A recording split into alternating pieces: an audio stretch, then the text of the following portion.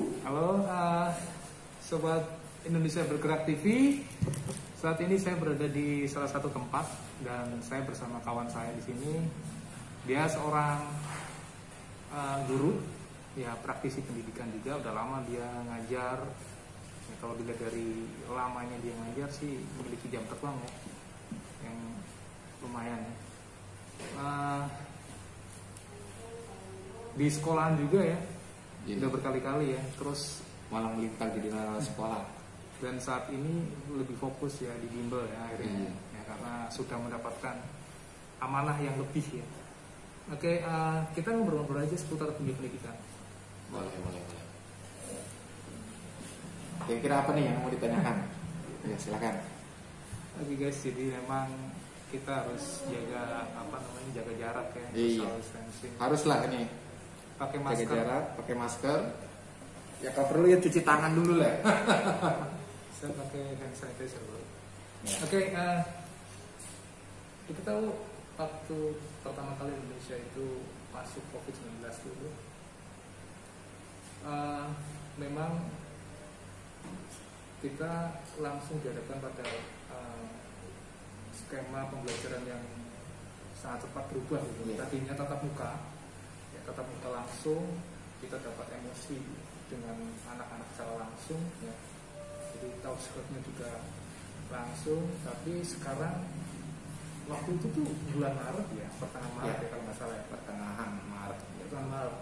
Kemudian ada COVID-19 masuk, dan kemudian waktu itu Solo kalau nggak salah yang menetapkan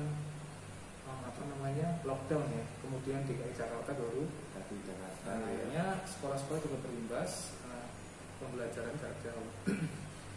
Nah kemudian dari jarak jauh itu kan akhirnya sekolah ini beralih, tadinya tatap muka, akhirnya menggunakan PJJ ya, perangkat online, kemudian aplikasi, dan itu sebenarnya sudah digunakan oleh guru, cuma jarang. Nah, akhirnya jadi intens. Nah kira-kira menurut perspektif PMU gimana sih sebagai seorang guru dengan adanya peralihan itu waktu itu awal-awal jadi home learning itu? Oke, terima kasih ya atas pertanyaannya. Ya terus terang lah bagi kami yang mungkin sebagai guru ya, dengan ada masalah statement seperti itu tadi membuat kita juga kalang kabut sebenarnya. Apalagi ditambah dengan penguasaan teknologinya itu yang masih kurang. Apalagi model pembelajaran jarak jauh ini menggunakan aplikasi-aplikasi yang memang tentunya guru juga tidak semua bisa. Ya. Apalagi kejadian itu diimbaskan juga pada ada sistem proses pembelajaran jarak jauhnya ini. Apalagi aplikasi-aplikasi ini juga kan tentunya membuat ya banyak kita untuk berlatih kembali gitu. Ya termasuk saya juga sih, saya juga kaget pertama kali harus menggunakan aplikasi yang namanya Zoom, kan uji coba itu kan. Pas saya suruh ini suruh itu, saya juga nggak juga gimana cara mengoperasikannya. Cuma ya karena kita berusaha untuk bisa, karena ini sangat penting sekali untuk diberikan ke siswa juga, terutama dalam pembelajaran jauh ini nanti. Ya kita coba ya sedikit-sedikit kamu berlatih juga bisa. Nah itu. Terus ya sisi yang lain juga ya ini bagi guru-guru yang gaptek ya, di model di atas saya gitu. Dia tidak mengerti juga cara mengoperasikannya gimana, terutama teman-teman saya yang di sekolah. Apalagi mereka sudah berbicara masalah yang namanya data, paket data katanya. Nah gimana, siapa yang mempertanggungjawabkan ini katanya. Sedangkan untuk proses seperti itu aja mereka ya maaf ya, guru-guru swasta itu beda dengan guru-guru negeri yang memang notabene udah PNS. Kita kan untuk hal-hal seperti itu aja kita susahnya di ini. Apalagi tuntutan yang memang harus kita menggunakan program-program aplikasi yang baru itu. Nah itu pun harus kita belajar kembali sampai ada namanya pelatihan khusus ya dari instansi swasta ya, yang harus mengajarkan metode itu, terutama itu di sekolahnya Google Classroom. Nah, Google Classroom itu semua guru belum bisa. Nah, saya waktu itu hanya pas bulan Maret itu saya hanya menggunakan Google Formulir. Kebetulan Google Formulir itu saya udah lebih jauh, udah bisa duluan. Tapi dipikir-pikir untuk ketemu wajah langsung dengan anak-anak ini kan kita tidak tahu nih. Akhirnya menggunakanlah yang namanya semacam Zoom. Dipikir-pikir lagi ternyata paket datanya untuk hal itu gede juga. Nah, dari sinilah guru swasta kan beda. Biaya dari kita, tapi termasuk ya semua juga berbicara seperti itu. Bagaimana cara menanganinya gitu. Kalau misalnya ada saja ya yang paket-paket data ini ya setidaknya pemerintah membantu gitu. Awalnya waktu itu homeschooling itu posisinya belajarnya dari segi guru itu mengajarnya itu di rumah atau di sekolah? Waktu itu kan kita ada yang namanya WTH ya, work from home. Ya, itu bergantian ya, 1 minggu di rumah, 1 minggu di kantor. Nah, itu dalam posisi juga masih bingung juga kami. Materinya apa yang mau disampaikan, dan kebanyakan kami hanya ngasih tugas-tugas saja ke siswa itu. Dan semakin banyak kami ngasih tugas ke siswa, ya efeknya ke siswa pun itu tadi malah capek lah, gimana lah dan sebagainya, kok tiba-tiba jadi banyak tugas dan lain sebagainya, membuat dia di rumah kewalahan juga. Bahkan ada yang salah satu orang tua siswa komplain ke sekolahnya, bahkan dia bilang ini kok beda ya, kenapa selama pemberlakuan seperti ini kami diberikan tugas kayak seperti ini. Jadi akhirnya saya juga membantu anaknya mengerjakan soal karena gitu, ada seperti itu. Nah, di posisi kami juga waktu WPH pun kami hanya ngasih tugas, nge-share terutama ke wali kelas dulu. Ke wali kelas, dari wali kelas disampaikan ke siswanya. Karena itu tidak efektif juga, banyak yang tidak mengerjakan, alasan lain juga banyak yang keluar kota dan sebagainya. Tidak, susah juga. Nah, dari situ ada perubahan-perubahan seminggu awal tuh. Nah, kemudian seminggu berikutnya ada kan termasuk pihak kami yang disuruh WPO, Front Office. Tapi itu pun dibatasi waktunya. Tetap kami menggunakan jeda dalam hal proses KBM tadi oleh kantor ya. Nah kebetulan saya juga kan ngajar bimbel juga nih, ya, ngajar bimbel juga. Kebetulan di bimbel juga ini pemberlakuan WPH dan WPO juga. Tapi waktunya diatur 3 hari di rumah, 3 hari di kantor. Nah kebetulan pada posisi saat itu kami memang di bimbel pun tidak terlalu banyak pekerjaan, cuman ya membantu bimbel untuk nyari siswa gitu, terutama untuk persiapan yang namanya online. Nah di bimbel tuh kami udah melakukan yang namanya IG Live Instagram, melalui Instagram. IG Live? Iya, IG Live ya. Apa kegiatannya? Nah kegiatan itu kami mengacu kepada siswa-siswa yang akan mempersiapkan diri buat UTBK di 2020 itu ya, rencananya itu. Kami melakukan coba IG Live, ternyata ya bisa diakses di sini dengan cara penyampaian materi-materi yang memang seputar SBMPTN-nya itu di bimbel. Nah, kita kembali ke sekolah lagi. Kalau di sekolah ya itu tadi kami pun terbentur dengan perangkat dan juga pakai data itu aja. Bahkan tugas-tugas pun yang harusnya dikembalikan oleh siswa hari berikutnya itu nggak ada gitu. Sebab jauh dari kami pun kadang-kadang contoh nih Senin Selasa itu geografi aja. Jadi Rabu Kamis sana nggak lagi. Nah mereka harus dikerjakan, harus selesai. Padahal tugas mereka satu hari itu lebih dari satu bidang studi, banyak masalahnya. Ya mereka apa yang dikerjakan dulu dan sebagainya, deadline-nya dan sebagainya gitu. Tapi kalau di bimbel udah diatur karena jadwalnya khusus untuk persiapan UTBK 2020. Untuk yang awal itu iya. Ya, waktu bulan Maret sampai iya, sampai akhirnya pas pelaksanaan UTBK. Ya. Walaupun pada kenyataannya UTBK itu diundur gitu. Oke, maaf nih, ini barangkali yang ngerti apa namanya sahabat Indonesia Bergerak TV, UTBK itu apa gitu kan, banyak yang mungkin nggak ngerti karena dari dunia pendidikan. Kalau UTBK itu kan ya istilahnya kalau zaman kita namanya SBMPTN ya, kalau dulu kan SFPTN dan PTN. Itu singkatannya? Iya, betul. UTBK ujian tulis berbasis komputer. Zaman-zaman kita dulu kan Bapak juga dulu kan pakai Kertas dulu ya, zaman dulu ya. SBMPK, Iya. SPMB namanya. Ya SPM zaman kita ya. Nah itu, nah sekarang kan sistemnya berbasis komputer.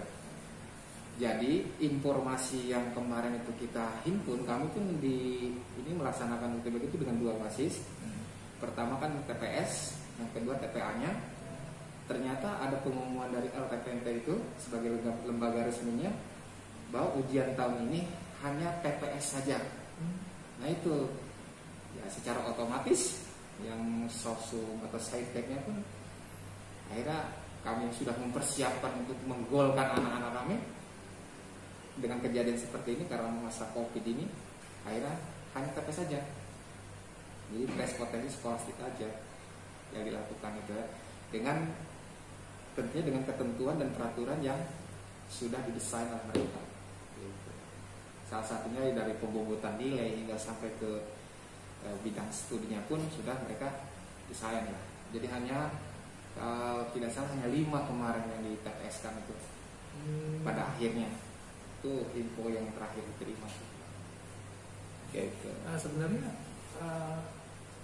ngaruh ya apa namanya ketika work from home dan work from office gitu.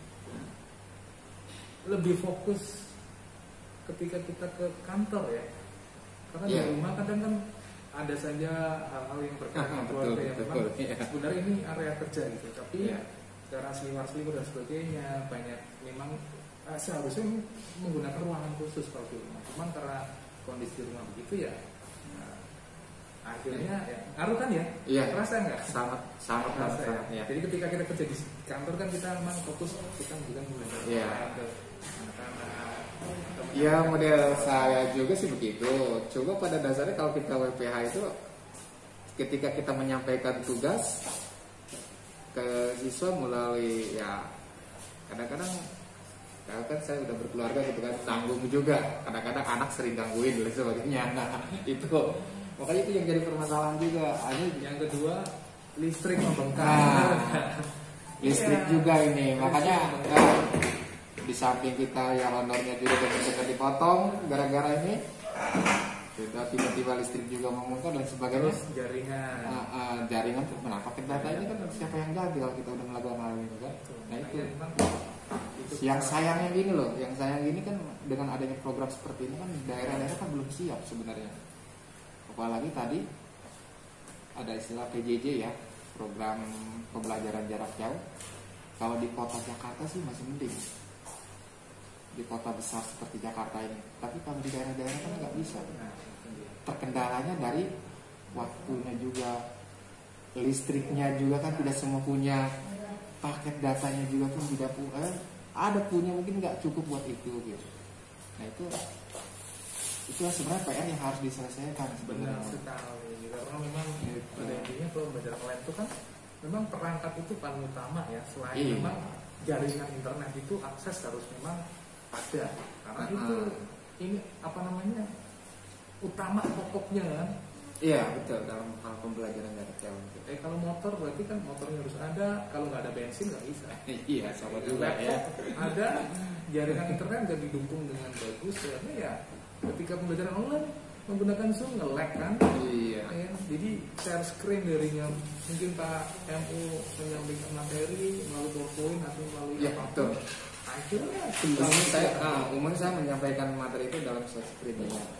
Itu pun ya kadang-kadang kita nih pahitnya aja kita melakukan Zoom seperti itu yang nonton cuma 2 orang, yang lainnya semua garis merah semua itu unmute-nya semua kan, video juga garis merah, artinya kamera dimatikan. Iya kamera dimatikan, artinya apa ya mereka secara tidak udah males juga kayak gitu. Apa ya intinya setelah kita konfirmasi ke anak-anak yang tidak menyaksikan itu, kasihan Pak orang tua yang bayarin kita buat beli paket data dan sebagainya.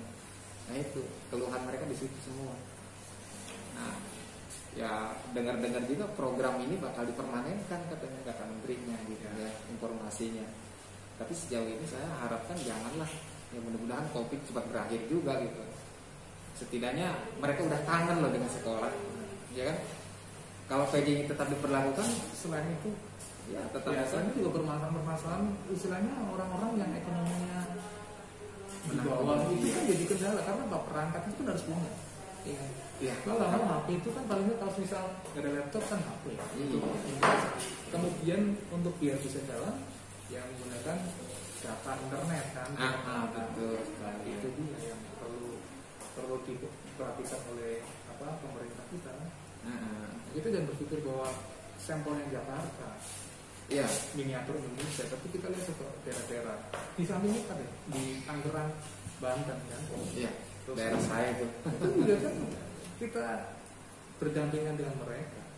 Kita makanya sih saya berharap sih pemerintah kalau memang memperlakukan seperti itu, biarpun ini udah telat infonya gitu kan, ya setidaknya perhatian pemerintah terhadap mereka itu perlu, terutama di daerah-daerah yang tidak terjangkau ataupun daerah-daerah pinggiran. Setidaknya ya paket data lah pikirkan buat mereka, karena untuk sehari-hari aja mereka bayangin coba Pak, untuk sehari-hari beli beras dan sebagainya kan nggak cukup juga.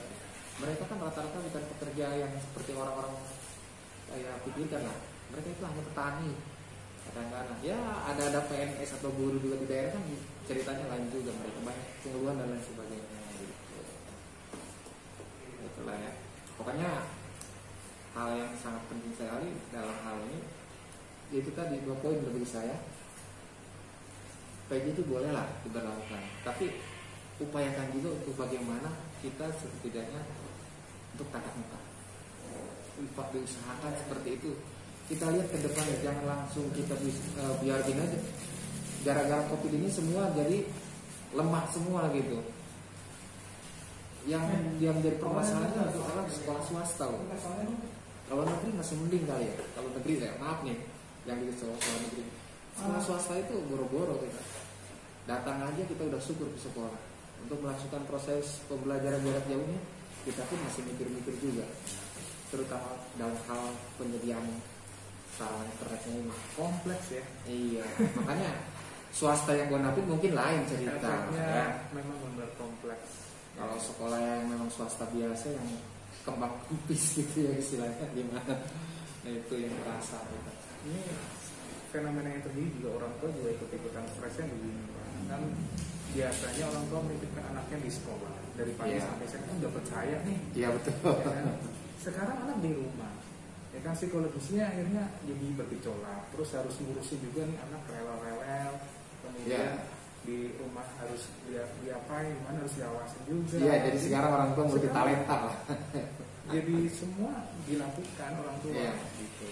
Selain dari rumah pengeluaran kan lebih membengkak gara-gara yang tadinya pakai wifi, kemudian jaringan bayar listriknya otomatis. Tiap hari dari pagi sampai siang, bahkan kalau ada tugas sore jalan lagi laptopnya sampai malam. Ya itu terasa saya itu Pak, memang terasa saya. Di rumah juga saya satu pasang wifi. Ya demi kelancaran tadi misalnya. Wifi pun ya pas kita nyoba juga masang tetap ada kendala. Lemot juga karena pemakaian kan bukan kita aja, karena wifi itu kan sistem paralel di kampung kami itu. Mereka juga yang lain gunakan. Nah, pada saat bersamaan itu nge-hang gitu juga kan. Nah itu juga kami jadi permasalahan juga. Jadi istilahnya bagaimanapun ya tatap muka bagi saya itu lebih penting lah, segeralah dipikirkan kembali gitu. Kalau kita mulai melakukan PJJ aja, ya maaf ya, belum tentu kesiswanya akan jadi lebih pintar gitu. Kalau mereka mau bicara dengan Google aja mereka sebenarnya udah pintar sih. Dengan belajar sendiri aja dari Google udah pintar sebenarnya. Tapi mereka sebenarnya membutuhkan figur guru di hadapan mereka sebenarnya. Bukan masalah PJJ yang mereka pikirkan. Kekangenan mereka terhadap guru-guru di sekolah itu sebenarnya udah tidak terbendung lagi. Ini mereka langsung tatap muka dan sebagainya gitu kan. Karena guru itu bukan sekedar hanya wawasan aja mereka sampaikan, tapi pembinaan mereka ke anak-anak ini justru lebih mengefek gitu kalau mereka ketemu gitu. Cuma kok PJJ kan kita nggak bisa apa-apa. Iya kan, materi disampaikan dan sebagainya. Kadang-kadang siswa yang malas ya udahlah nggak ada dikerjakan dan sebagainya kan. Google Classroom udah dicoba dan sebagainya itu kan menutup juga tugas itu. guru meriksa satu persatu per kelas kan capek juga. Nah, itu emang hebat lah dengan penggunaan teknologi luar biasa kita. Jadi istilahnya kita udah lebih maju gitu kan, lebih ini. Tapi kan tidak diimbangi dengan SDM-nya juga sebenarnya. Kita kan banyak yang belum bisa juga. Buktinya dengan adanya program kayak gini, semua keteteran. Iya, sebenarnya ini menurutku, ini menurut ini ya, asumsiku ya. Jadi sebenarnya kalau hal yang baru orang mau berubah itu bisa Pak. Betul. Ya, cuma satu intinya, internet itu support yang kali ini bensinnya untuk gerakin. Ya, coba kalau belum disupport habis-habisan, belajar satu aplikasi aja sehari itu udah lancar kok. Betul. Ya. Coba kalau misal aplikasi kita udah bisa tapi nggak ada internet, coba kita susah. Karena memang saat ini internet akses itu menjadi kendala utama. Ketika search pun disebutkan internet terus udah moodnya udah hilang, murid akhirnya udah nggak mau lagi lihat terus di dan sebagainya. Banyak sekali itu hal yang menjadi efek karena internet dipakai slotnya dan itu bersamaan itu menjadi down. Iya betul sekali. Pokoknya emang kendala utama di situ lah. Tapi lah ya itu tadi, mau tidak mau ya harus dipikirkan bersama masalah itu. Sebab kan tidak semua orang kan dengan pendapatan ekonomi sama. Internet itu kan ya model saya sendiri juga tadi di awal udah dibicarakan, hasil Zoom aja kita udah 1,2 giga kan habisnya. Itu 1 jam loh. Nah, sedangkan siswa juga gimana tuh dengan waktu yang sejam itu. Nah itu jadi pengeluaran siswa juga ya kalau dia udah usaha sendiri jadi nggak jadi masalah. Itu kan dia dari orang tua. Ngomong-ngomong nih, dengan adanya begini, dengan waktu yang belum bisa kita pastikan juga dari pemerintah juga, walaupun ada gambar-gambar prediksi dan sebagainya, bahkan ada statement yang berbeda antara menteri dan pemprov ya, atau pemda. Nah, kira-kira prospek dengan adanya begini di dunia pendidikan khususnya di luar bagaimana caranya? Kalau di bimbel sendiri sih ya kami terutama kan kita kembali ke siswanya. Dia daftar di bimbel tapi dia mintanya online. Ya udah kamu tawarkan online. Ada 2 pilihan di situ. Ada online, ada offline. Nah, yang tatap muka pun kami itu yang biasanya hari-hari biasa itu banyak siswanya di kelas, kami batasi sesuai dengan protokol kesehatan. Jadi artinya kami pun ikut standar pemerintah juga. Nah, mengantisipasi ya tadi kemungkinan besar penyebaran COVID di daerah-daerah yang titik-titik kumpul lah istilahnya. Kami pun meminimalisir seperti itu. Yang contoh lah misalnya dalam satu kelas hanya 10, kita bisa dibikin 5 gitu dengan aturan jarak itu distance-nya sekitar 1 meter depan belakang kiri kanan. Nah itu udah kami praktekkan ya alhamdulillah sementara belum ada komplain gitu. Namun ada beberapa bagian dari mereka yang memang minta Zoom. Nah itu kami berikan juga sebagai layanan, mungkin orang tuanya mengantisipasi juga ya kemungkinan yang terjadi gitu. Nah, makanya tapi banyak juga sih bimbel lain yang masih kok karena terbentur dengan masalah ya tadi apakah mereka diminta atau enggak kan takut melanggar kan. Tapi kalau setidaknya kalau mengikuti protokol kesehatan ya benar-benar bisa asalkan dengan syarat siswanya itu dibatasi gitu. Ya kalau ukuran banyak ya dibatasi lah jadi berapa gitu. Dan sisanya kalau memang tidak mau ya tadi Zoom itu. Dengan biayanya beda. Kalau biaya itu ya pada dasarnya kan normal ya. Kalau misalnya kemungkinan Zoom ya dari sini lah yang namanya kita siapkan bidangnya dan bidang studinya contohnya dan juga pelaksanaan perangkatnya, alatnya, internet dan sebagainya. Cuma ya kembalikan ke siswa apakah dia mau ikut nonton atau gimana materi itu atau enggak. Dan satu lagi yang perlu kita ketahui, kami itu ngasih semacam soft copy-nya ke siswa itu melalui grup kelasnya. Jadi soft copy inilah yang materi tadi disampaikan. Berarti harganya beda antara online sama offline. Kalau biaya online memang yang disarankan dari pusat memang beda dengan yang offline. Kalau offline kan Skalanya kalau yang online lebih tinggi atau online lebih murah. lebih murah justru? Iya. Seperti ya bunga kebanyakan lah. Kalau yang online kan lebih murah. Yang offline pun ya ada yang offline juga dengan segitu bayaran dia mau juga ya kita terima gitu kan. Tapi ini kami batasi gitu, nggak boleh banyak di kelas itu. Mau tidak mau gitu. Tapi umumnya sih kebanyakan jumit. Minta jumit aja. Dari jadwal udah kamu bikin sih. Kalau anak-anak minta jumit itu kalau konsultasi PR tugasnya gimana ya? Nah itu kami udah dibentuk itu, udah ada aturannya. Itu kalau mereka kan selesai sampai jam 12 nih PJJ. Ketika mereka ada tugas PR dan sebagainya itu jam 13 sampai dengan 15.30 itu tes online namanya atau konsultasi online melalui WA. Oh melalui. Jadi ada beberapa pertanyaan mungkin mereka tugas dikirim atau di-share lewat WA aja. Itu ke guru yang bersangkutan loh. Catatannya ke guru yang bersangkutan yang ada di lembaga AMDI. Nah oleh guru itu dijawab dan dijawab kembali. Terus itu jam 18.30 sampai dengan jam 20 kalau memang ada lagi konsultasi ya kami layani lagi gitu. Sedangkan jam 4 sampai jam 6 itu ngapain? Nah itu bagi guru yang akan melakukan jumit atau program offline gitu. Itu aturannya, statementnya gitu, urutan schedule-nya.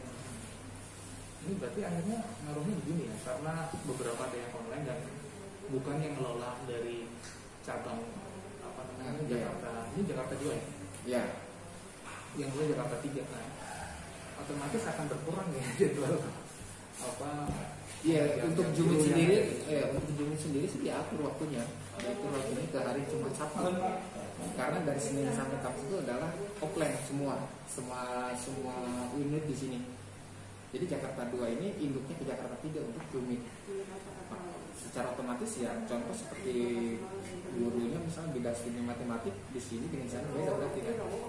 Nah yang nyaksikan betul guru matematika zona 3 Jakarta 3 di sini. Nah kalau di sini sementara ini sampai saat ini belum ada istilahnya permasalahan yang cukup signifikan gitu ya. Tapi kami tetap selalu siap sedia dengan protokol kesehatan yang tetap kami atur di sini untuk tatap muka ya. Nah istilah kami di sini bukan menyebutnya kegiatan belajar, tapi pendampingan kami. Pendampingan bagi. Kenapa ada istilah yang berbeda? Pasti punya. Ya, karena kenapa? Karena masalah COVID ini kan menyesuaikan dengan pemerintah. Karena pemerintah dengan sekolah juga terutama ya kan pembelajaran jarak jauh. Nah pembelajaran jarak jauh ini kami inspirasikan ke yang offline ini sebagai pendampingan saja. Nah, pendampingan itu tidak melibatkan banyak siswa gitu. Disitulah diubahnya dari KBM menjadi pendampingan itu. Oke, itu dia. Mungkin itu kebanyakan obrolan ini. Udah ngobrol-ngobrolnya bisa ini ya. Next time bisa ngopi-ngopi di luar ya. Boleh lah dengan background yang luar biasa lagi lah istilahnya. Nggak disinggung untuk pendidikan. Nanti ngaco itu. Iya. Oke, itu tadi Tanya ganti tuh. sekelumit obrolan ya dengan guru praktisi pendidikan yang memang dilihat dari durasi lama mengajarnya memang sudah lama. Udah berapa? Dari tahun berapa ya? Wah itu dari 2008 ya 2007 2008 lah. 2008 saya belum lulus men. Saya 2009 baru lulus. Berarti udah lama banget. 2008 berapa tahun ya? 12 tahun lah. Ya 12 tahun. Ini 2020 12 tahun ya? Oh iya 12 ya? Betul. 12 tahun dia ngajar. Ya paling tidak punya apa namanya riwayat lah ya, apa namanya perbandingan. Bukan riwayat COVID ya. Komparasi apa namanya di zaman ya, setiap periodenya itu pasti punya apa rekaman record yang bisa di share, terutama untuk yang perbandingannya dengan sekarang. Ya begitulah. Semoga info atau obrolan ini ya menjadi bahan diskusi dengan teman-teman ya. Nanti bisa isi di komentar, kita bahas bareng-bareng kira-kira apa yang apa namanya mengenai dunia pendidikan, baiknya seperti apa, ini ya sama-sama saling memberikan poin-poin untuk memajukan dunia pendidikan lah ya. Dan bisa menghidupkan perekonomian, itu biar jalan semua. Oke, terima kasih, sampai jumpa lagi di video berikutnya. Terima kasih Pak Emu sudah ngasih waktu untuk kita ngobrol, karena lama emang kita belum pernah ketemu ya. Kita WA, kadang ada aja hal yang mendadak Pak, gitu, mendadak yang memang ini kayak gini tuh kita serba kalau bahasa Jawanya kedandapan ya. Jadi kok apalagi ya ini, belajar apa lagi ya ini. Nah, jadi memang selalu kayak dikejar-kejar ya. Iya betul. Akhirnya kita belum bisa relax untuk kita saling santai kayak gini ngobrol. Nah, next time mungkin bisa kita ngobrol di luar ya. Iya, satu sambil Oke, terima kasih, sampai jumpa lagi di video berikutnya, dan salam sehat, sampai jumpa lagi ya. Oke.